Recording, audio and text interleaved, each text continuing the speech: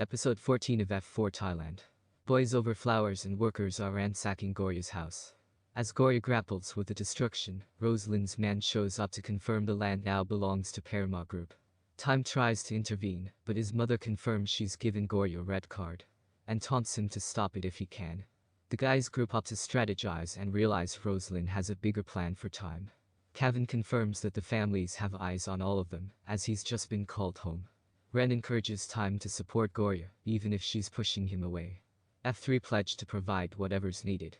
At the flower shop, boss Georgia offers Gorya a place to stay and undying assistance, as he sees her as family. F4 show up to help her army in the fight. They quickly make a party of creating her new space. Later, Time tells Gorya he's not going home, protesting by staying with Ren. Gorya wonders whether they'll ever get his mother's blessing. But having a team behind them gives them hope. The next day, Auntie Yu has the staff packing Time and Gorya's things, and Rosalind catches her. Gorya is also up with the birds, cleaning the flower shop. Of course, Time is there to help his girlfriend as they smile sweetly at each other. Auntie Yu calls Time to meet, having been thrown out of the Paramanantra house. Ren's take is that Rosalind fired her because she's important to Time. He predicts a lot more damage to come. He's not wrong as Time discovers his accounts frozen in corporate rumors he'll be disowned. At the same time, suited men are destroying the flower shop as Paramount Group buys the land out from under Georgia. And Kaning gets a call that her father's been fired. In flashback, Time recalls Auntie Yu's advice to hold the line. She points out the imminent trade-off for every good deed. In the face of so much disaster, Gorya races to meet Rosalind. With Rosalind in a Cruella-style dress, the showdown begins with the chess master. But Gorya immediately admits defeat. She'll leave Time to resolve everything for her friends. But notes that as she loses, Time will win because he's changed. And he'll never be what Rosalind wants. With tears in her eyes, Rosalind promises to compensate Gorya for past deeds. But before that, there's something they must resolve that affects Time directly. After 117 missed calls, Gorya calls Time to meet. She claims she's sorted everything with Rosalind who won't fight them anymore.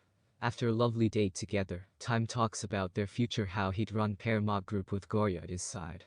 As Time describes his plans, Gorya recalls her chat with Rosalind. As the rain breaks, Gorya tells him they should split. She claims his mother offered a big fat check, and she took it. But what she saw was evidence of Rosalind's terminal cancer diagnosis. Clearly, Time won't be able to manage on his own so early in his career. He's too naive, so she aims to force him to grow as quickly to take the reins. Her dying wish to Gorya is to bring back the old Time he'd be able to survive what's to come. Time doesn't believe for a second that Gorya would take money to end things, but she's determined to convince him. The final nail is a claim that she's been playing him from the start, knowing he was rich and stupid. She tells him to grow up and gives back the necklace. But he slaps it away. At the train station, Auntie Yu reminds her that she's a fighter.